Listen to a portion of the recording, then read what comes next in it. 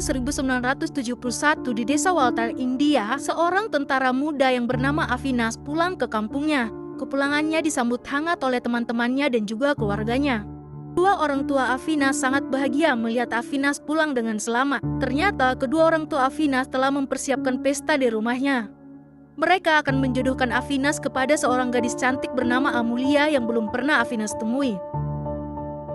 Malam harinya di desa tersebut diadakan perayaan Muharram untuk yang beragama Muslim.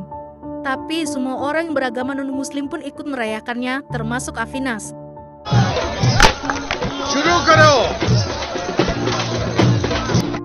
Basya, salah satu sahabat Avinas, menjalin kasih dengan seorang gadis bernama Razia. Di tengah-tengah pesta, ternyata Basya sudah tidak nampak lagi. Dia telah diculik oleh sekelompok preman yang ternyata preman itu adalah suruhan dari ayah dan kakak Razia. Ayah dan kakak Razia tidak setuju dengan hubungan Basya dan Razia. Malam itu hampir saja Basya kehilangan kakinya.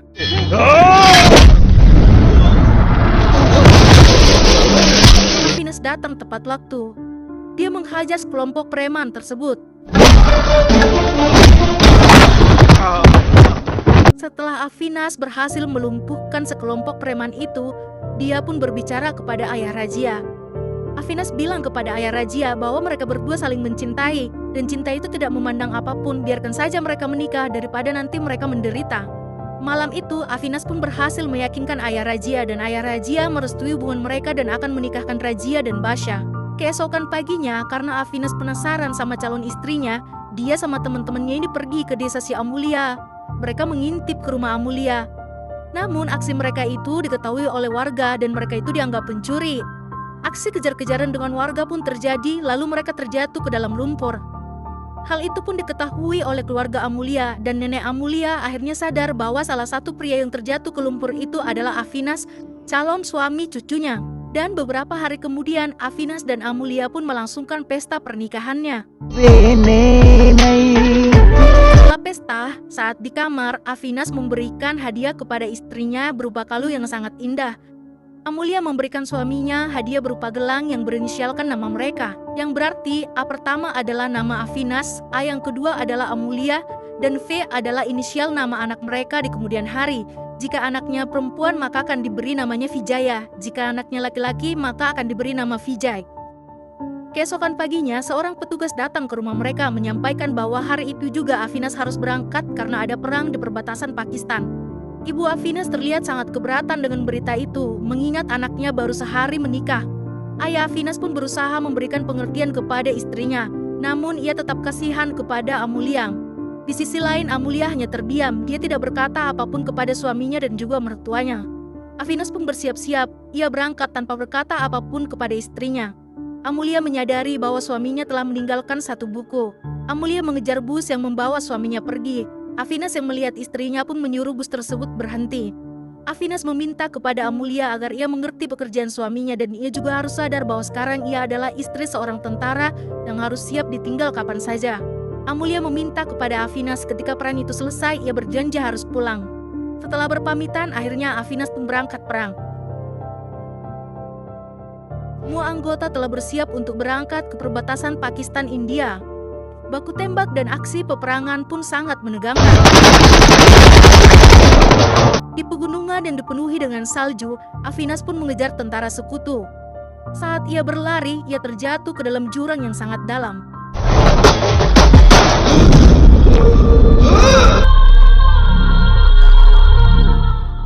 Di sisi lain, Amulia sedang melukis wajah suaminya dengan penuh cinta. Namun, mereka sekeluarga dikejutkan oleh berita dari radio yang mengabarkan bahwa beberapa tentara India telah gugur di medan perang, termasuk Avinas. Keesokan paginya, jasad yang diklaim sebagai jasad Avinas pun diantarkan ke rumah duka. Karena alasan bahwa tubuh Avinas telah hancur, maka keluarga pun tidak diperbolehkan untuk melihat jasad Avinas. Tentara pun menyerahkan gelang milik Avinas kepada keluarganya. Avinas pun yakin bahwa itu adalah suaminya. Hatinya sangat hancur. Akhirnya semua kerabat dan keluarga pun ikut memberangkatkan jasad Avinas untuk dikremasi.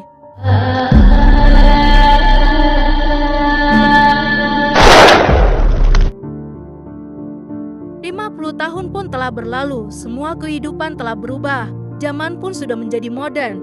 Pada tahun 2021, sebuah stasiun televisi menyiarkan bahwa pada saat itu Ketua Menteri dalam keadaan kritis dan telah dilarikan ke rumah sakit karena ia terjatuh. Banyak Dewan Menteri yang datang ke rumah sakit untuk mengetahui keadaan Ketua Menteri, termasuk Vijay Bhaskar. Vijay meminta kepada dokter agar fokus kepada penyembuhan Ketua Menteri berapapun biayanya. Dokter menyampaikan bahwa Ketua Menteri telah melewati masa kritisnya, namun sebagian tulangnya telah mengalami kelumpuhan. Hal ini mengundang tanya dari para media, siapakah yang akan menggantikan posisi Ketua Menteri berikutnya. Kasih, anak dari Ketua Dewan, menjawab jika ia dimintai menggantikan posisi ayahnya, dia telah siap. Para media bertanya lagi, lalu bagaimana dengan posisi Vijay, sementara Vijay adalah seorang senior di kementerian? Vijay menjawab bahwa hal itu tidak penting untuk dibicarakan sekarang, yang paling penting adalah kesembuhan dari Ketua Dewan. Tapi jika rekan-rekan separtai memaksa, maka Vijay pun telah siap. Ternyata jawaban Vijay membuat si Kasih jengkel, sehingga diam-diam ia mengatur pertemuan. Ia berencana akan menyingkirkan Vijay. Kasih meminta kepada teman-teman separtainya agar mendukungnya untuk menempati posisi ayahnya. Paman Kasih berkata bahwa hal itu tidak akan mudah karena Vijay lebih berpengalaman daripada Kasih. Di sisi lain, Avinas pun terbangun. Yang anehnya, setelah 50 tahun, Avinas ini tidak menua sama sekali. Lalu ia menyusuri yang sebelumnya adalah gunung salju, kini menjadi hijau. Dia menghentikan sebuah mobil jeep milik para remaja. Dia memarahi para remaja itu karena mereka telah lewat dari area terlarang.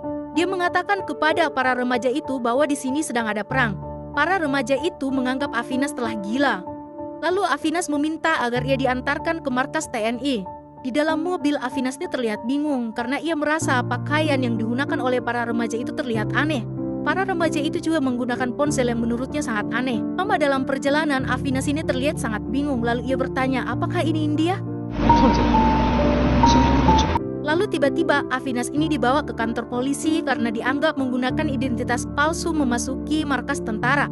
Di sana Avinas juga terlihat sangat kebingungan karena orang-orang menggunakan ponsel untuk video call. Bahkan mesin tik juga sekarang telah menggunakan layar. Saat itu terjadi adu mulut antara Avinas dengan polisi. Menganggap Avinas ini udah gila, polisi pun mengusirnya.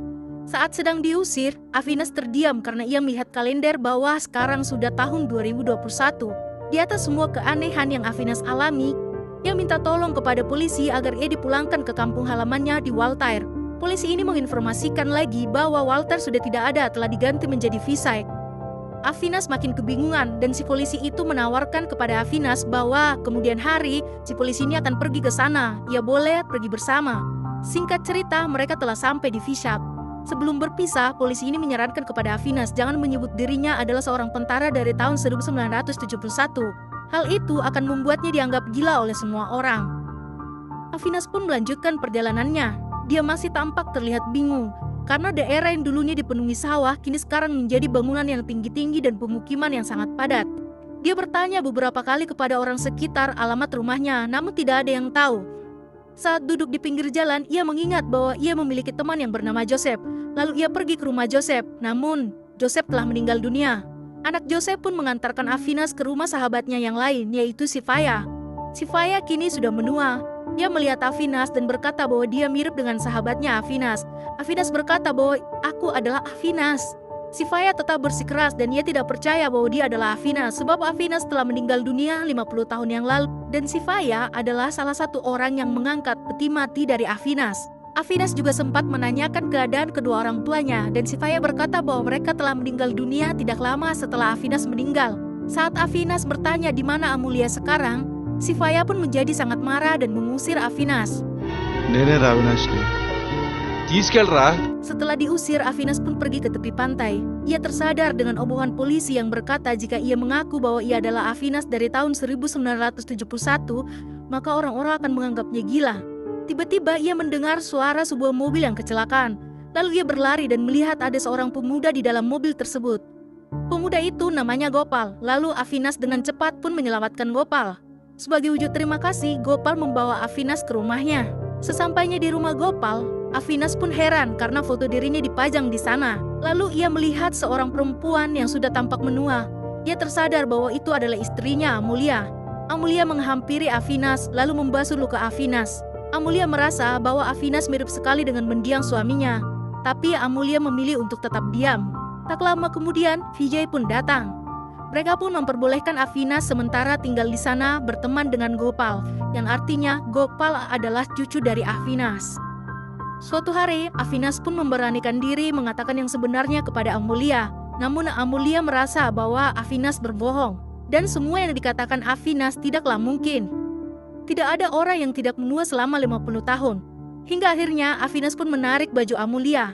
Ia pun mengucapkan sajak yang pernah ia ucapkan pada Amulia saat malam pertama mereka. Amulia pun percaya dengan bukti yang dilakukan Avinas. Dia memeluk suaminya. Avinas pun ingin mengungkapkan semua ini kepada anak dan cucunya, namun Amulia berkata bahwa itu terlalu cepat dan tidak masuk logika. Vijay adalah seorang menteri ketenagakerjaan yang akan mencalon sebagai ketua menteri. Seperti pada politik pada umumnya, Vijay juga memiliki lawan, yaitu Kasi. Mereka saling menjatuhkan. Abdullah adalah orang kepercayaan Vijay. Suatu hari, Abdullah menemukan satu bukti yang dapat menjatuhkan Kasi. Bukti tersebut berupa video yang diberikan kepada Regina. Regina adalah sekretaris pribadi dari Vijay. Suatu hari, Regina menghilangkan video tersebut yang membuat Vijay sangat marah. Lalu Vijay menyebut Regina adalah seorang pengkhianat, lalu mencekiknya. Lalu Avinas datang untuk menolong Regina. Ia menahan tangan Vijay. Vijay pun semakin marah. Ia berkata kepada Avinas bahwa dia bukanlah siapa-siapa. Vijay mendorong Avinas lalu menamparnya. Amulia yang tidak tahan melihat tingkah laku Vijay, akhirnya Amulia pun menampar anaknya. Dia berkata bahwa Avinas adalah ayah dari Vijay, kakek dari Gopal, dan suami dari Amulia. Semua orang yang mendengar pernyataan Amulia sangat heran dan tidak percaya. Suatu keajaiban telah terjadi. Ternyata jasad yang dikremasi 50 tahun yang lalu bukanlah jasad Avinas. Avinas telah pingsan 50 tahun lamanya di sebuah jurang di pegunungan salju. Namun, siapa yang bisa mempercayai ini tanpa bukti ilmiah? Vijay pun semakin marah. Gopal tak ingin lagi berteman dengan Avinas. Vijay pun menyuruh Abdullah untuk memberikan pelajaran kepada Avinas dan menyekapnya di sebuah gudang tua bersama para preman. Setelah beberapa hari, Abdullah membawa Avinas dan tak ada kabar. Amulia pun memutuskan untuk melaporkan hal ini kepada polisi. Polisi tidak percaya dengan informasi yang diberikan oleh Amulia bahwa Avinas lebih muda daripada dia. Jelas saja polisi tidak akan percaya akan hal itu. Di sisi lain, ternyata ada seorang wartawan yang mendengar semua keterangan Amulia lalu menyebarkannya ke media sosial. Saat tengah keluar dari kantor polisi, Amulia telah diserang oleh beberapa awak media. Amulia pun membenarkan pernyataannya bahwa suaminya telah hilang. Salah satu media pun bertanya, kenapa bisa seorang Amulia yang sudah berumur sangat tua memiliki seorang suami berumur 28 tahun? Lalu Amulia menjawab, nanti saya akan jawab di waktu yang tepat. Pernyataan Amulia pun menjadi viral di media sosial yang membuat Vijay semakin geram. Kasi yang merupakan saingan dari Vijay ini tertawa sangat bahagia mendengar berita tentang Vijay karena hal ini dapat mengurangi reputasi dari Vijay. Di salah satu gedung yang tua terlihat Avinas telah diikat oleh anggota dari Abdullah. Lalu Avinas meyakinkan Abdullah kalau dirinya benar-benar Avinas. Ternyata Abdullah adalah putra dari Raja dan Basya. Avinas bercerita kepada Abdullah bahwa dirinya lah yang mempersatukan Raja dan Basya dulu. Abdullah tetap tidak percaya. Ia menyuruh anggotanya untuk menghabisi Avinas. Bukannya menghabisi Avinas, malah sebaliknya Avinas telah melumpuhkan semua anggota dari Abdullah. Melihat Abdullah yang akan tertusuk, Avinas pun menyelamatkan Abdullah. Setelah Avinas kembali, Amulia membawa Avinas ke kantor polisi. Amulia akan melaporkan anaknya Vijay dan juga Abdullah atas penculikan suaminya. Guna membenarkan semua ucapan Amulia, publik pun menantang mereka untuk melakukan tes DNA antara Avinas dan juga anaknya Vijay. Dan hasilnya adalah Avinas benar-benar ayah dari Vijay. Semua dokter pun merasa aneh, kenapa ayahnya Avinas lebih tua daripada putranya Vijay. Salah satu dokter berkata bahwa ia telah melihat berita ini viral di media sosial bahwa pada tahun 1971 Avinas melakukan perang. Lalu ia terjatuh ke dalam jurang salju yang sangat dalam. Saat ia terbangun, semuanya telah berubah dan ia tidak menua sama sekali. Dan sesuatu telah terjadi pada saat itu. Dan satu-satunya orang yang mengerti teori ini adalah Profesor Gires Solanki. Lalu dokter itu pun menemui Profesor Gires dan menceritakan apa yang telah terjadi. Profesor Gires ini pun akhirnya melakukan penelitian. Bahkan ia mendengar langsung apa yang dialami Avinas selama 50 tahun ini. Lalu Profesor Avinas pun melakukan pemeriksaan medis terhadap tubuh Avinas. Profesor Gires juga mendatangi markas TNI, tempat Avinas dulu bekerja. Profesor ini mendapat fakta bahwa salah satu anggota dari TNI telah hilang pada saat perang tersebut. Profesor akhirnya mencocokkan data dan juga cerita dari Afinas. Di suatu pagi terlihat Vijay sedang sarapan. Ia sangat merindukan sosok ibunya yang selama ini selalu melayaninya. Di sisi lain, Amulya juga merindukan anaknya. Hubungan antara ibu dan anak ini akhir-akhir ini menjadi renggang karena kehadiran seorang Afinas. Afinas yang merasa bersalah sangat kasihan kepada anak dan istrinya. Ia berencana akan menyatukan anak dan ibu ini kembali. Vijay termenung di rumahnya. Ia tak rela ibunya dibawa oleh orang asing. Lalu ia mengeluarkan pistolnya. Ia berencana akan membunuh Afinas.